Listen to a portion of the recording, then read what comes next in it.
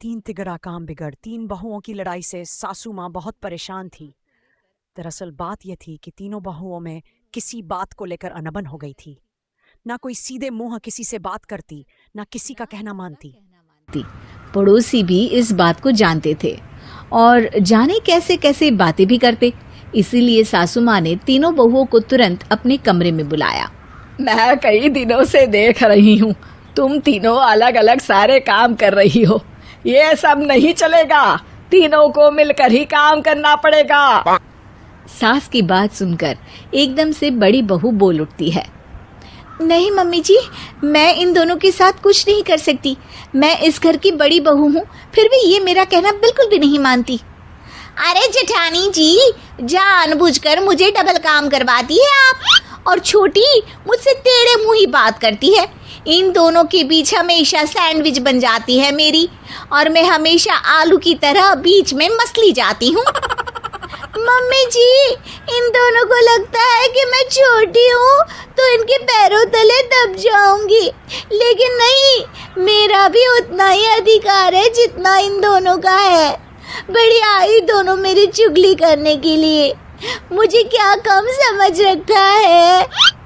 तीनों बहू एक दूसरे से बहस करने लगती है और सास दोबारा ये देखकर टेंशन में आ जाती है और सबसे कहती है, चुप हो जाओ, अब से तुम तीनों सारे काम एक साथ करोगी, आंख बंद करके एक दूसरे की बात सुनोगी। तुम तीनों इस बात को गांठ बांध लो, वरना अगली छुट्टियों में तुम्हारा अपना मायके जाना कैंसिल। सास की बातें सुनकर डर के मारे तीनों हामी भर देती हैं। जी मम्मी जी, मैं समझ गई। हाँ मम्मी जी, जैसा आप कहें।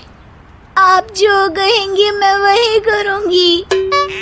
तीनों बहू सास की बात को गांठ बांध लेती है और वादा करती है कि अब से सारे काम वो तीनों एक साथ मिलकर ही करेंगी। ये सब देखकर सास खुश हो जाती है और वहां से चली जाती है। नीचे जाकर वो देखती है कि घर में शर्मा जी आए हुए होते हैं। सास जोर से आवाज लगाकर कहती है, अरे बहू, जरा चाय बनाकर तो लाना, शर्मा जी आए हैं। सास की बात सुनकर तीनों बहू तुरंत किचन की ओर भागती है और चाय बनाना शुरू कर देती है। मुझे तो एकदम मसाले वाली कड़क चाय पसंद है, तो हम शर्मा जी के लिए मसाले वाली चाय ही बनाएंगे। अरे नहीं दीदी, गर्मी के मौसम में मसाला चाय कौन पीता है? मैं तो शर्मा जी के लिए इलायची वाली चाय ही बनाऊंगी। ये कैसी बात कर रही हैं आप दोनों? मेरी मम्मी ने सिखाया है कि मेहमान को ज्यादा दूध और शक्कर वाली चाय देनी चाहिए, वरना वो घर वालों को कंजूस समझते हैं। तो मैं तो शर्मा जी को ऐसी ही चाय दूंगी। तीनों बहुएं अपने अपने तरीके से चाय में शक्कर, मसाला, पत्ती सब डाल देती है। उबलने के बाद तीनों मिलकर चाय बाहर लेकर जाती है और शर्मा जी और सासू माँ को देती हैं। चाय पीने के बाद शर्मा जी सासू माँ को देखकर शर्मा जाते हैं और शर्मिंदा महसूस करते हैं कि आखिर उन्होंने चाय पीने के लिए हामी क्यों भरी। सासू माँ भी चाय पीना शुरू करती है और कहती हैं, अरे बहू, ये कैसी चाय बनाई है? चाय है या मीठे दूध की बासुंदी? हाँ, चाय अच्छी नहीं लगी क्या?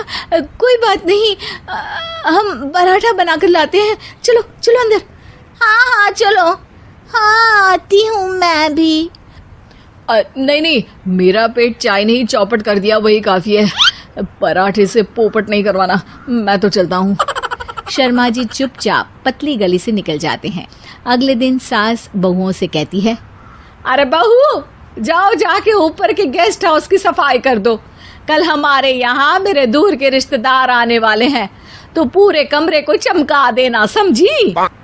तीनों बहू सास की बात को मानकर ऊपर सफाई करने चली जाती हैं और तीनों कमरे की सफाई चालू कर देती है।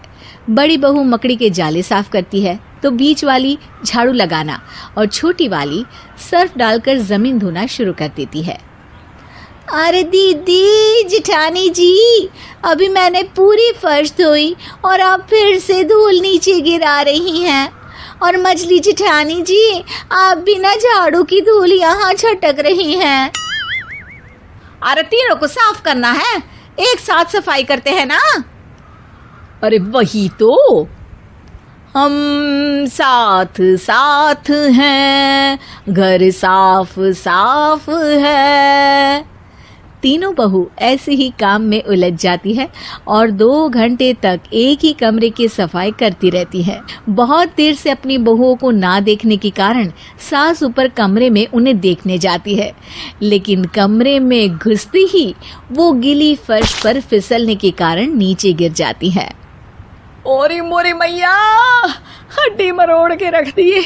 आए मेरी तो कमर ही टूट गई रे।